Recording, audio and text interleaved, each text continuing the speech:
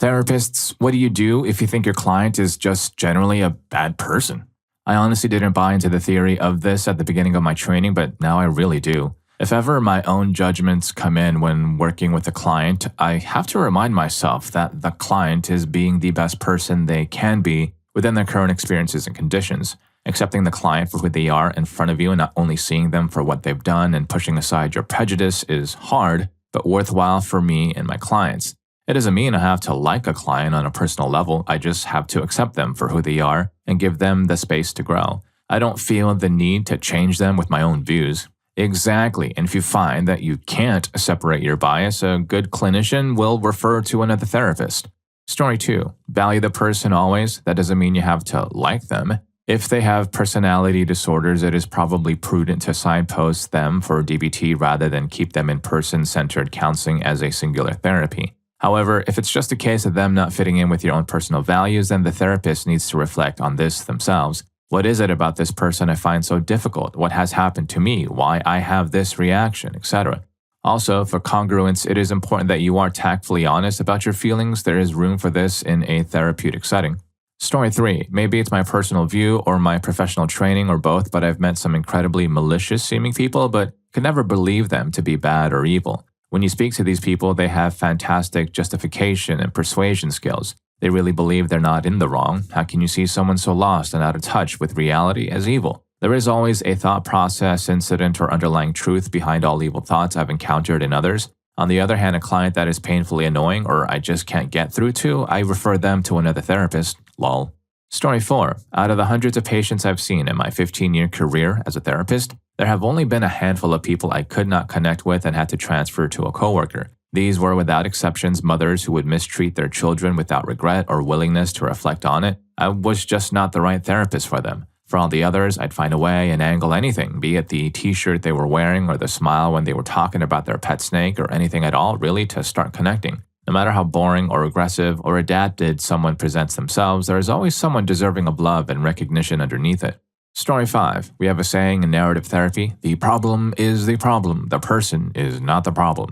This statement helps me see my clients more empathically and non-judgmentally. We try to see clients holistically with the recognition that even bad behaviors or patterns are coming from somewhere. We don't assign good or bad labels, but we focus on the roots of these behaviors and patterns. Understanding a person's context is so important as is dissecting the reason and motivation behind the behavior. Personality disorders are much harder to dissect and understand. People diagnosed with a cluster B issue especially are more likely to be labeled. It's important to be conscious of this tendency and recognize that at the end of the day, if they're sitting in your office saying, I need help or I want to change, then there's something there and everyone has that something. I am still human though, and if I find myself judging a client or getting triggered or experiencing negative feelings towards them, I seek supervision and try to understand the parts of me that feel this way. When the parts of me communicate, therapy flows much smoother. Story 6. A generally bad person doesn't usually have a need to change anything about themselves and doesn't seek therapy. Narcissistic personalities can get pretty nasty, but in the reality, everyone else is at fault and they'd be perfectly pleasant if only the others weren't such idiots. Why would someone with this view of the world try to get therapy? Therapy cannot be forced on someone, it has to be voluntary. It's a cooperative effort. Someone bad, whatever that is, would have to feel a need to change, probably some remorse, and are they still bad then? A guy who seeks out child exploitation material asking for help because he's worried he could ever act on his urges? Bad person? Only looked for help after he lost his job and the police raided his home? Bad now? Very aggressive people tend to protect vulnerabilities. It can be a bit of a tightrope act to project strength, an ability to protect the client so they can drop their defenses over time and being slow, careful, and gentle to not scare them away. In general, everyone has their own story, reasons to act as they do. Sometimes personalities don't fit and it's better to hand the client over to someone else. Unless you're working in forensic psychiatry, you won't encounter many, if any, people who have done such terrible acts that it becomes hard to relate enough to work with them. Story 7. I don't work in mental health anymore, changed careers because of health issues, but the only person I ever dealt with who I knew was a truly antisocial and dangerous individual was an adult male I assessed for the court while he was in jail for trying to terminate an ex of his. He was chilling. I worked exclusively with clients involved with some aspect of the justice system, and most of the time they were suffering from generational poverty and trauma, and it felt enormously rewarding to help them. This particular individual was truly beyond help, however, and was a danger to others on a level so severe that multiple people involved in the case were actually afraid to go to hearings for him because they thought he might try and terminate them. I mean the professionals involved, not victims of his. It was the only time I recommend against services because it was abundantly clear he would use whatever means he could to get out of jail and try and terminate again. I didn't trust that a service provider couldn't be manipulated by him or even be at risk of getting hurt from trying to work with him. It was a scary 4 hours of my life. Story 8. My therapist actually told me a story about this, framing it as recognizing your limitations, accepting them, and asking for help, instead of stubbornly pushing through and doing a subpar job because your pride says you should be able to handle it. He told me a story about an old man who committed acts of cruelty against his granddaughter and got confronted by it when she told the family that he did it at dinner the night before and was now having a meltdown. My therapist intervened in the meltdown and basically dragged the guy into his office for a free session because despite what people may think from this comment, he's a good guy. This stranger he'd found having a panic attack in the lobby was furious and distressed that she ruined his life and was being selfish. My therapist described to me how he wanted to hit the guy's face and quickly realized he was out of his depth and had a single session. He recommended the guy a lawyer, calmed him through his panic attack, and gave him the number of a therapist that he trusted to be able to treat the man with more empathy, and basically framed it as, I'm afraid I don't treat these kinds of issues, so I recommend this guy. The individual later threw himself in front of a train before his court case. My therapist wasn't particularly upset to hear about it, and just told me it's important to recognize your limits and treat the situation appropriately. He wouldn't have been able to get past that disgust and treat the guy with the empathy that all patients, regardless of their deeds, are entitled to. He couldn't put himself in that headspace. That doesn't mean he's a shoddy person, it means he needs to recognize that and bring in someone who can. Story 9. Trick question. Who is considered a bad person? If you ask most people why they did something, they usually have reasons explaining why. If you're talking about sociopaths, psychopaths, and personality disorders, unless you work in a prison or an offender program, etc., you will most likely not come across many bad people. With all clients, I generally align with them, meaning I strive to see things from their perspective, which isn't generally hard because most people are basically good and are doing the best they know how and simply want to be heard and understood. Everyone gets the spiel about confidentiality and mandated reporting, which means if we believe they or someone is at risk that we must report it. Other than that, it's their time to be heard. Everyone has their own lens and reality which they've been seeing the world through. Even with those who have personality disorders and who often take very little responsibility, if any, in their relationships, it's easier to keep in mind that frequently their childhood and upbringing led them to their current presentation. So even if they're engaging in lousy behavior, you can still empathize with them and have compassion. Not sure what other scenarios you might be alluding to. If they're unpleasant in session, like towards a therapist, often it's projection. Anything that is brought up is almost always an opportunity to re-examine it both for the therapist and the client. The main thing I've had to watch for is super sneaky manipulation, which you often realize after the fact, but I'm getting better. We do our own work as well. Story 10. Never be scared. There are 3 things a counselor should provide you with: congruence, honesty, empathy, seeing your issues from within your frame of reference, and unconditional positive regard. You will be held and supported. Most people will go through a period of psychological or emotional distress. It's almost inevitable. Nothing you say will shock or surprise your therapist, and I can totally agree with your fears. I was scared to seek therapy because I felt like I'd be locked up. It was the best thing I ever did, and it set me on this path to help others. Story 11. I'm currently studying to be a social worker, and a concept we learn is called facilitated genuineness, which translates to essentially treating every single person who walks through your door the same as you would any other person. It doesn't mean you can agree or like the person they are or the actions they have made, but it's a duty as our job to treat and help anyone no different from one another. Unless it's extreme cases, like if you literally cannot keep it professional and you just darn hate the person, you just ask to not be their worker anymore. That's different from a therapist, but almost the same deal. Story 12. Most clients are bad people to someone. Some are just considered bad to more than others. You would be shocked at how much damage people are carrying around with them and the things they have to do in order to cope with it. A good therapist will leave their own stuff and judgments at the door and find a way to put themselves where their client is so they can figure out how to navigate that maze properly and without being alone.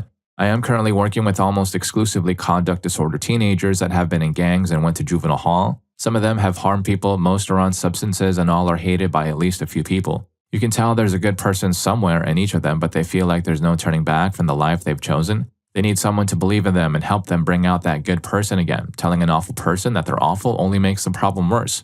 Story 13. People are not bad. People engage in bad behaviors or poor decisions which can negatively impact their lives and those around them. If they're seeing me, I am there to assist them in making changes to how they think and act. Hopefully they are a willing participant in this process and want to make these changes.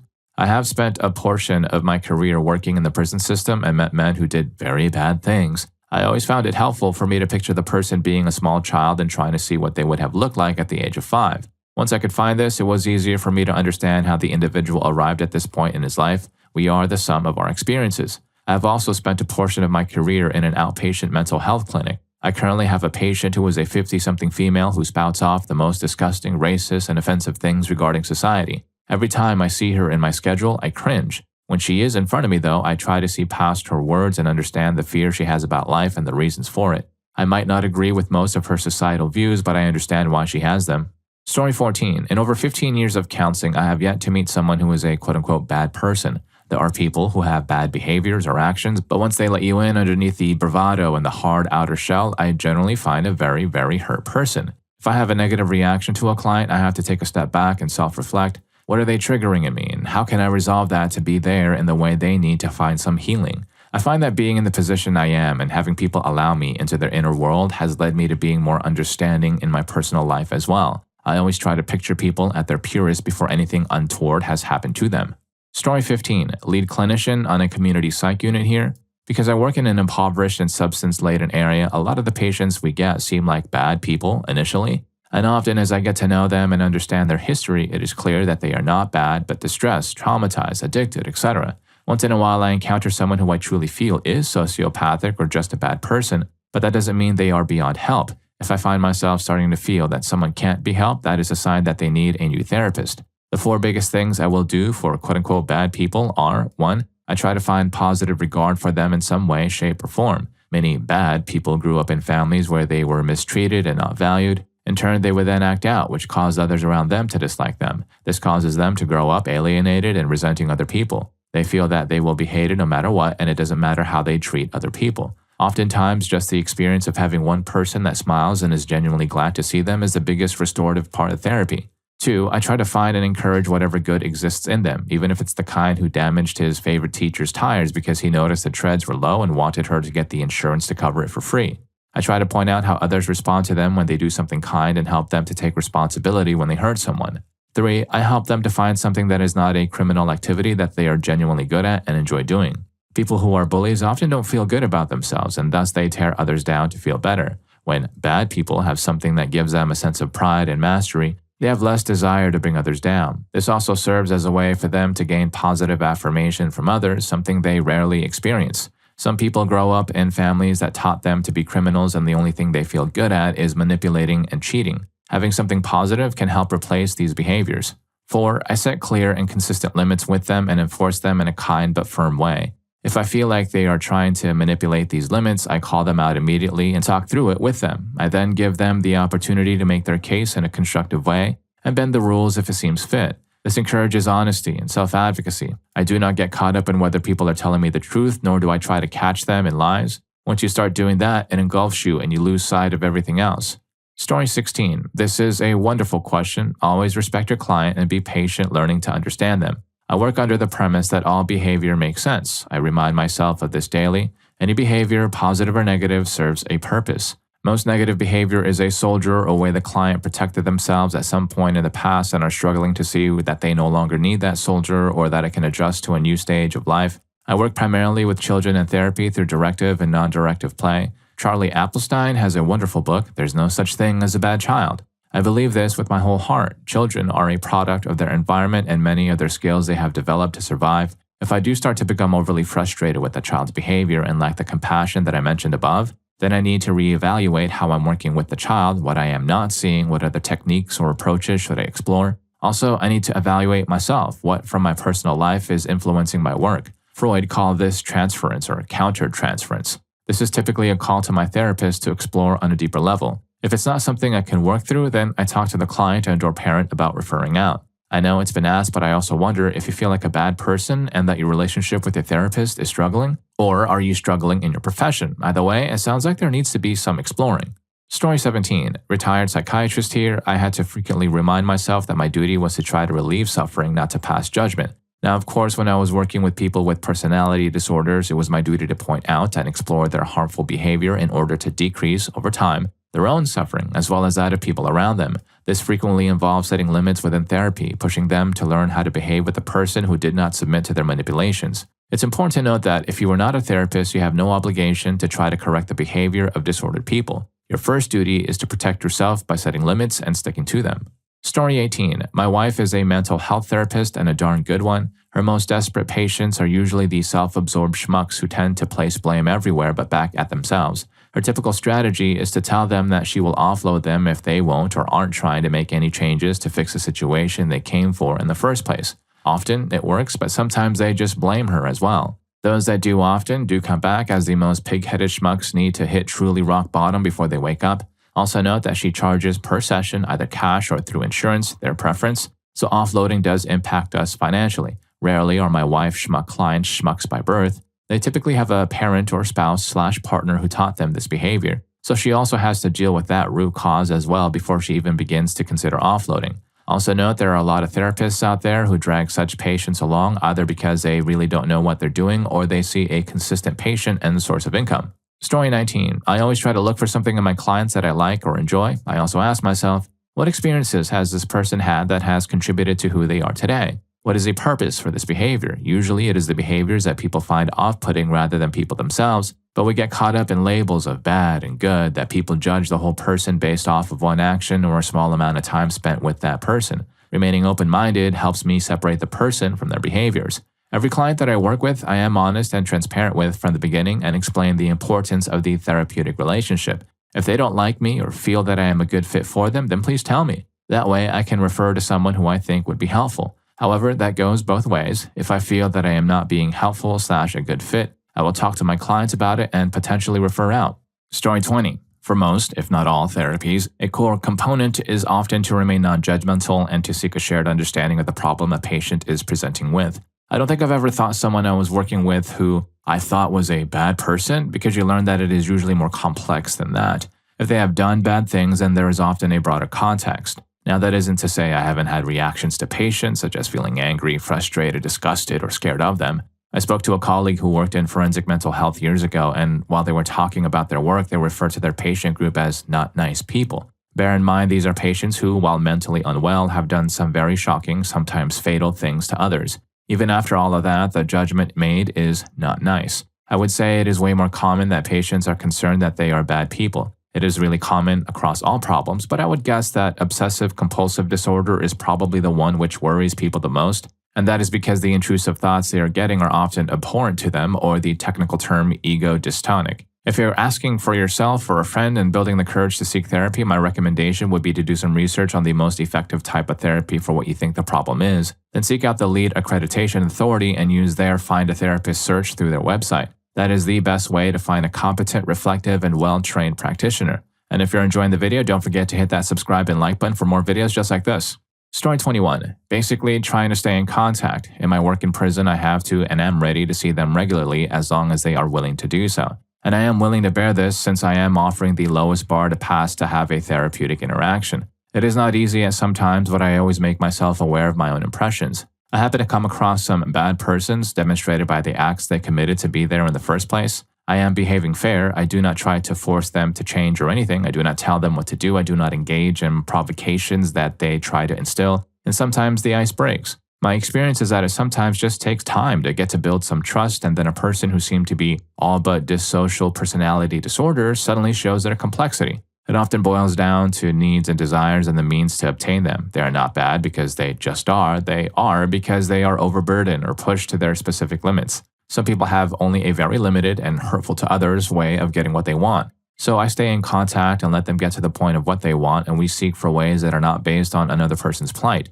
The inherent bad are very few. The ones who are just needing something and don't know a social, amicable way to get it are many. Story 22. I hold tight to the idea that if I had been born with their genes and had their experiences, I would be acting the exact same way. There's a saying that rolls around in therapeutic circles that hurt people hurt people. If someone is acting bad, they've almost definitely been treated badly. If I'm reacting to them negatively and they're rubbing me the wrong way, then I am definitely not the only person that has had that experience with them, and that sucks for them, right? The sweetest things in life come from being vulnerable and intimate and loving with other human beings, and quote-unquote bad people tend to have a hard time doing that. I wouldn't change places for the world, so I try to lean in hard to compassion. All that being said, part of effective therapy is helping people learn to take responsibility for all that stuff that they're carrying around. Whatever childhood trauma, poor coping skills, anger, substance misuse that any of us have is not our fault, but it's still ours to deal with maturely and kindly whether or not we deserve it. Story 23. First of all, I almost never make moral judgments. It's bad practice both personally and professionally. Like, what do you gain from evaluating a person as bad? Almost always, it's nothing constructive. Second, I generally don't care, even if I do. I just watch out for third parties getting hurt. But hey, it's not my job to like my clients just to help them. That doesn't mean that I take every client. I may choose to accept or channel people that ask for psychological services from me, but rejecting them because I don't like someone, bad way to deal with almost anything in my life. If they trigger something in me, the most likely reason for me to not like them, that's my problem, not theirs. Am I competent enough to leave that aside in this particular issue? I hope it is. If it's not, then I should leave that client with someone else and work on it. I don't like typical professional mannerisms, but they are very useful in these situations. Story 24. I was an addictions therapist for a little over 6 years before burning out and changing careers. I never really encountered a bad person. Importantly, as a student of psychology, you begin to see people as simply a product of their experiences. For example, the cliche of the harmer who was once harmed. True antisocial personalities, meaning the disorder itself, colloquially referred to as psychopathy, is incredibly rare, at least in my specific line of therapy. I never encountered it once across hundreds and hundreds of clients. I began to struggle toward the end of my career with client inaction more so than ugly client past or ugly client personality. When a client began to actively see their destructive patterns and refuse to take therapeutic direction, that's when I really struggled. If it got bad enough and I was unable to maintain a moderately objective therapeutic role, I transferred the client to another therapist. In other words, if I witnessed a client behaving poorly but attempting to correct their poor behavior, I had infinite patience. When I witnessed a client behaving poorly and remaining ambivalent to their poor behavior, I lost patience. Story 25. I specialized in clients with violent/criminal histories. My clients were always what most people would consider to be bad people. In the end, you shouldn't go into this field if you're going to start with judging your client as good or bad. When the client is in front of you, they're just another multifaceted, complicated individual with a complex inner life. And they're in front of you because they need help, and you help them. All clients are the same that way. Just like any other client, I do the best thing I can do to help my forensic clients improve themselves and get their lives on track. That's my job, and I'm proud of it. Story 26. I have a dear friend who is a certified paranoid schizophrenic. She is a very unhappy person. She's a substance user and is on probation for shoplifting. She's also the mother of a 4-year-old son who does not live with her for obvious reasons. Not to get biblical here, but I truly believe she has something as close to demons inside of her as anyone I've ever met. She's had this disease for 5 years. She's 29. Oh, she also attempts to engage in intimate work, which just adds to the mess her life has become. She texts me often because she is afraid of being alone. Even though she may fit the definition of a bad person for some, I've never wanted to help someone as much as I do her. Life can be so complicated. Story 27. One of the tools I use is reframing a regular response that people have to terrible things people do. People read about horrors committed by people and say with disgust and shock, what kind of person could do this? How could they commit such an act? I ask with empathy and curiosity, how did this person get to a place in their life where they could do something like this? If that's still hard for you, take it a step further and ask yourself, what would have to happen to me for me to be able to do something like this? Story 28. While I'm not a therapist myself, I've struggled with my dad's mental illness my entire life, undiagnosed because he would only sit through 30 minutes of a session before throwing a tantrum, leading two psychologists to believe there was something seriously wrong with him. My dad is a career people person and can be very fun company, but the second someone acts against his interest, every manipulative and cruel trick in the book will and has been used to keep me and my siblings in line. He's blackmailed us with tuition and medical money, harmed my brothers and my mom, taken away tuition money, and forcing my siblings to drop out of college, screamed at me in public places, etc. But the notion of wrong has never once crossed his mind. Every means is justified if the end favors self-interest, money, or control. He doesn't intend to hurt us and is immune to any emotional response upon seeing us in pain. And he does love us, he just can't love us without hurting us, and he cannot be changed. Does this ever stop me from being angry or hurt or just depressed? Absolutely not. It honestly doesn't change anything for me. But I know it changes things for my mom, my sister, and many others. When dealing with people like that, you have to differentiate intention from action and decide for yourself which matters more in certain situations. At the end of the day, intention can only go so far.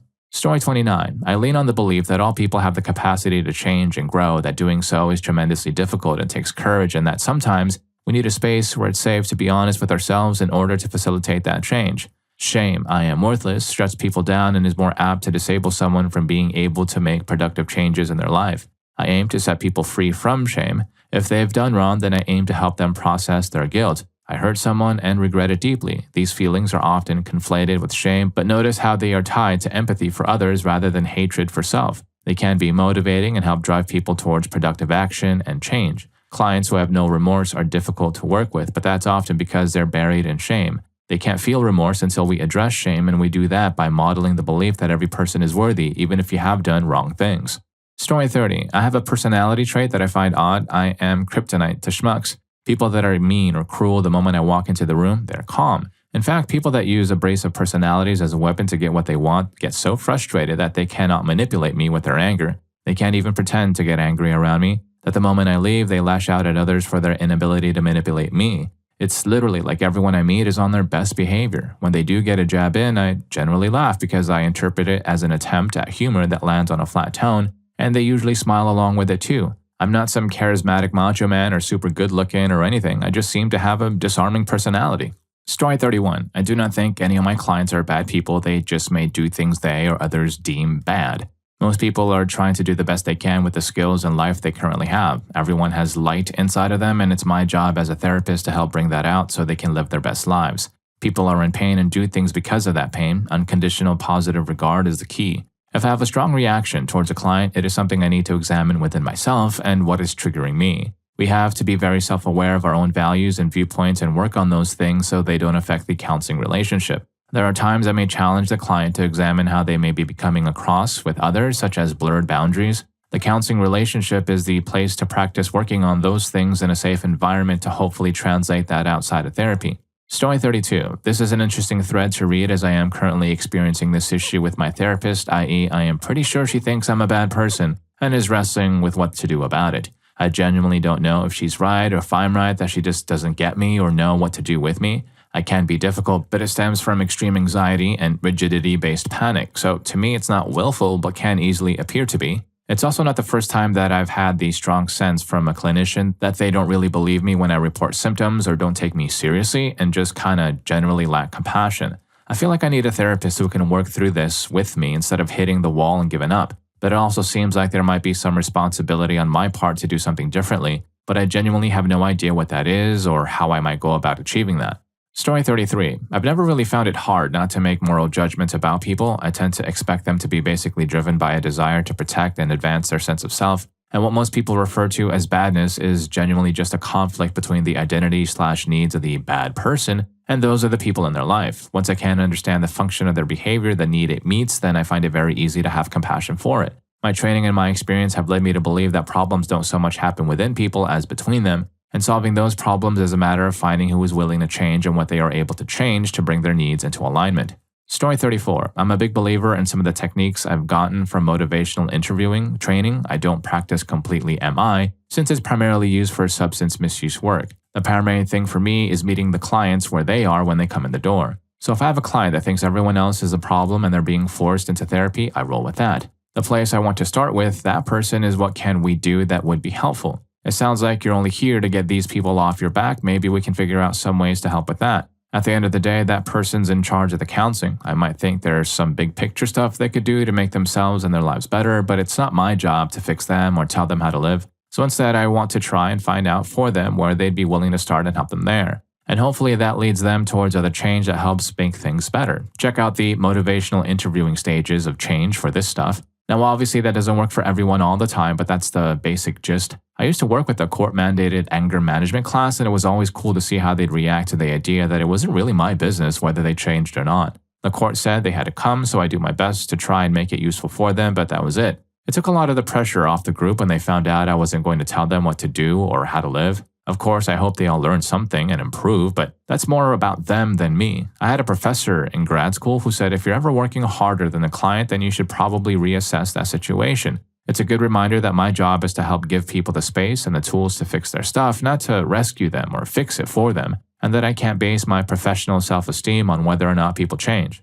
Story 35. We almost always can't tell them. I've had some bad people before. One was in therapy for whatever, but she got angry because her boyfriend broke up with her because she cheated on him openly. She claimed he was controlling because she wanted to branch out. This is one of the first clients I ever had. I don't know what she's up to now. Don't care. We don't get thanked for our work a lot. We still have to try to help them, of course. Some just had bad problems. Some are just awful people. We can stop giving them therapy if we want. We can fire a patient, essentially. One woman was there because her and her daughter were having problems. You can tell she's a narcissist, never admitted fault, hit her own daughter a lot, which I reported. A complete self-absorbed schmuck of a woman. I never had to fire her as a patient though, she just stopped coming after CPS got involved. We just have to power through their stuff because even bad people deserve help. We may not like it, which is fine, but most of us become therapists to help others.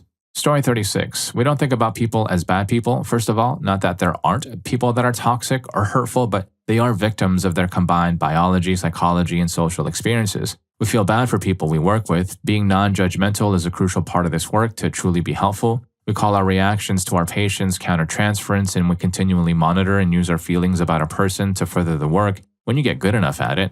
This is a very deep and complex topic. Thank you for raising it, so lay people can understand better how we think about it.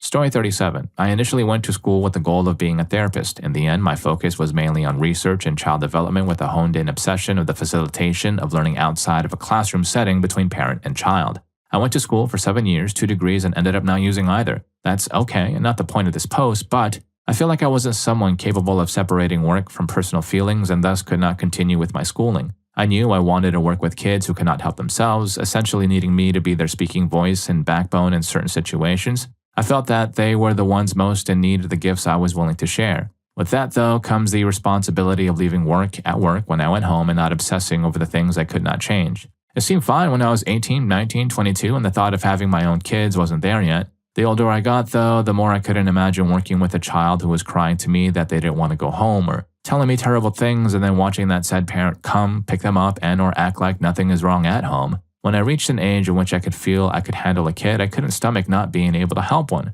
That thought alone made me tear up. I realized I was too weak to do this job. As badly as I wanted it, I knew it simply was not possible for me to house every kid and take in every kid that was having a really hard time at home. Therapists are tough. It takes a lot to get to that point. God bless them.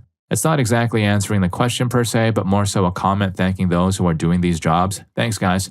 Story 38. Late to the game and wanted to share my thoughts before I read everyone else's. I have 2 things that help me. First, I know that every behavior has a function and was probably helpful at some point, meaning I can understand a person's behavior even if I don't excuse it. Second, I know that 99.9% of the world is likable on some level. No one is all good or all bad. I just have to find that thing about the person. That being said, there are certain behaviors and such that conflict with my own stuff. For example, I had a client once who stared at my chest throughout sessions, which was deep-rooted emotional ties for me. In those cases, I refer the clients out. This has only happened a handful of times in 13 years, including training. Single digits, probably less than 5, and outside of the chest staring has almost always been during marriage counseling, which I no longer do. It's not a matter of them being a bad person, just the stuff that is seen as bad is too close to my stuff for me to be helpful with. That being said, there are certain bad things that I will have to call DCFS or whatever, and I don't hesitate to do that when required.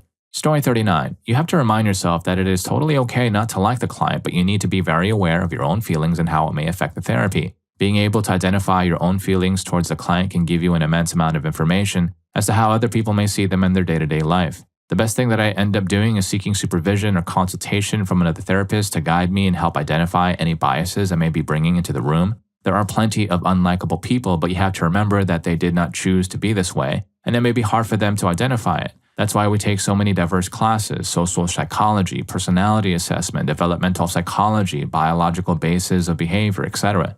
If we can determine that they have a particular personality constellation that involves extroversion or a predisposition for aggression, that they grew up in a household where their father pushed the masculinity thing super far, and their friends and social supports don't confront the client's unhelpful behavior, then it's way easier to look at the client and say, wow, this person is a product of their environment. How can I best help them given this information? Same goes for any other presenting problem. You have to look at your feelings and all of the information you have at your disposal. If you don't take these factors into consideration, have low insight to your own feelings, and try to conduct therapy with this person anyway, you shouldn't be doing therapy as it would cause more harm to them than help. And if any of these stories got to you, here's more for you. YouTube thinks you're going to love this. I'll catch you in that video.